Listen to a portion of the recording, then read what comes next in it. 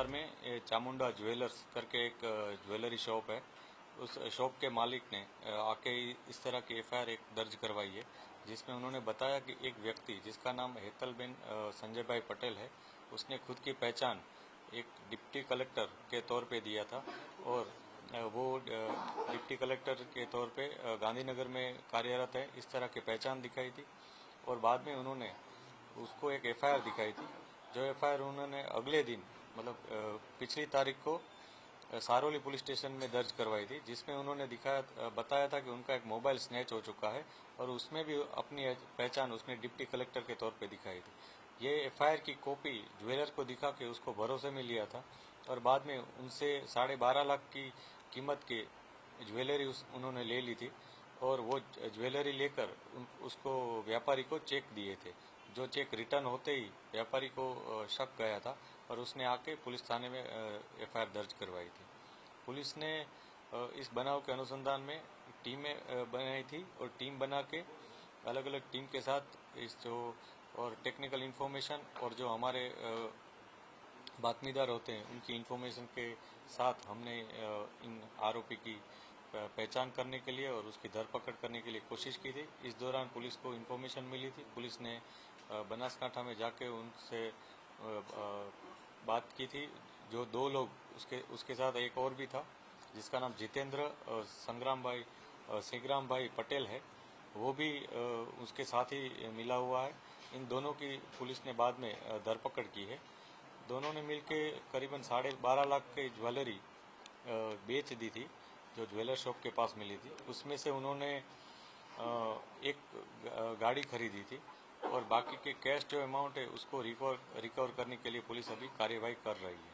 जितेंद्र का महिला के साथ क्या संबंध है? ये जो जितेंद्र है वो करीबन 12 महीने से इस महिला को पहचानता है, उसके साथ लिव इन में रहता है और वो भी उसके साथ ही मिला हुआ है। इस तरह की अभी इन्फॉर्मेशन पुलिस के पास है। ये महिला पहले भी तापी जिले के व्यारा पुलिस स्टेशन में 3 अलग अलग गुना में अरेस्ट हो चुकी है, जिसमें 2015, 16 और 17 में उसके गुना रजिस्टर हुए थे। इसके अलावा नवसारी पुलिस स्टेशन में भी उसके खिलाफ एक गुना है जो 2016 में बना था। ये चारों गुना के अलावा और कई उसके खिलाफ कोई केस रजिस्टर्ड है कि नहीं या फिर और कोई लोग इसमें और विक्टिम है कि नहीं, उसकी पूछताछ पुलिस कर रही है।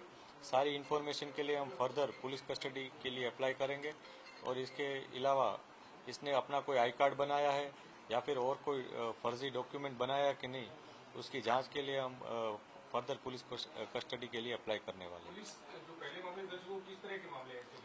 इसके खिलाफ जो पहले जो मामले दर्ज हुए हैं उसमें उसने खुद को हेल्थ डिपार्टमेंट की एक सभ्य बताया था और गांधीनगर में उसकी पहचान है। इस तरह की बातें करके वहाँ व्यारा और दूसरे इलाके के लोगों को गुमराह किया था, उनको फर्जी डॉक्यूमेंट बनाने की और उनको नौकरी दिलाने की आस देकर फिर उसको 50-50 हजार लाख रुपए उसने लोगों से ले लिए थे। इस तरह की धोखाधड़ी उसने वहाँ पे की थी। भरोसा कैसे जीतती है? जैसे ज्वेलर्स पे कैसे भरोसा जीतता है और बाकी लोगों को कैसे भरोसा जीतती है? मतलब नकली है तो ये जो अपने जो नकली डिप्टी कलेक्टर है वो यहाँ पे उसने ज्वेलर शॉप में एक एफआईआर दिखाई थी, जिसमें खुद डिप्टी कलेक्टर के तौर पे खुद के उसका मोबाइल स्नैच हो चुका था। उस तरह की एक एफआईआर देखकर ज्वेलर शॉप के मालिक को अपने भरोसे में ले लिया था। मतलब पुलिस ने भी नहीं समझ पाई, पुलिस ने उसे डिप्टी कलेक्टर समझ ली थी एफआईआर। पुलिस के पास उसने आके तुरंत ही एफआईआर दर्ज करवाई थी सारोली में कि मेरा मोबाइल स्नैच हो चुका है और जो आपाधापी में जो मोबाइल स्नैच हुआ है उसमें उसने तुरंत खुद डिप्टी कलेक्टर है और यहाँ पे ऑफिशियल काम से आई हुई है, इस तरह की बातें बताकर और उसका फोन अर्जेंट मिल जाना जरूरी है, इस तरह का पुलिस को भरोसा दिलाकर तुरंत एफआईआर दर्ज करवाई थी। अच्छा, इसने जो कार वगैरह बुक करवाया था, क्या था पूरा मामला? इस महिला ने ये जो ज्वेलर शॉप की धोखाधड़ी के बाद जो पैसे मिले थे उस पैसों से वो थार बुक करवाने गई थी। वहाँ पे उसने चेक भी दिए थे, लेकिन चेक रिटर्न होते ही जो थार कंपनी के जो ओनर हैं, जो नानावटी मोटर्स वाले हैं, उन्होंने उसको कोई डिलीवरी नहीं दी थी कार की और वो भी उसके लिए हम पूछताछ कर रहे हैं कि वो भी अगर उसके पास भी कोई इन्फॉर्मेशन हो या कोई डॉक्यूमेंट उसने दिया हो तो वहाँ भी हम केस रजिस्टर कर पाएँ। थार को नहीं ले पाए, फिर कौन सी गाड़ी खरीदी उन्होंने? इसके बाद उन्होंने थार नहीं मिलने पर सेकंड हैंड बलेनो गाड़ी ली थी, ऐसी इन्फॉर्मेशन है। हम सारी जो मुद्दा माल है उसको रिकवर करने की कोशिश कर रहे हैं। इसी के साथ हम लोगों को भी अपील कर रहे हैं कि कोई भी ऐसी व्यक्ति जिसने अपनी पहचान डिप्टी कलेक्टर के तौर पे दी हो और उनके साथ कोई भी आर्थिक व्यवहार किया हो या और कोई उनसे लाभ लिया हो तो वो पुलिस थाने जाए और अवश्य दर्ज करवाए एफआईआर, या फिर उनकी जो एफआईआर दर्ज हुई है तो हमारा संपर्क करें ताकि इसके बारे में हम आगे कार्यवाही कर सकें। कितनी पढ़ी लिखी है?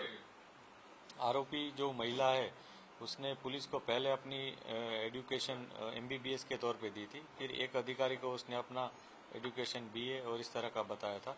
इस तरह उसने कोई कंफर्म अपना डिग्री सर्टी या एजुकेशन क्वालिफिकेशन है वो दिया नहीं है, बस हमको अलग अलग बातें करती रहती।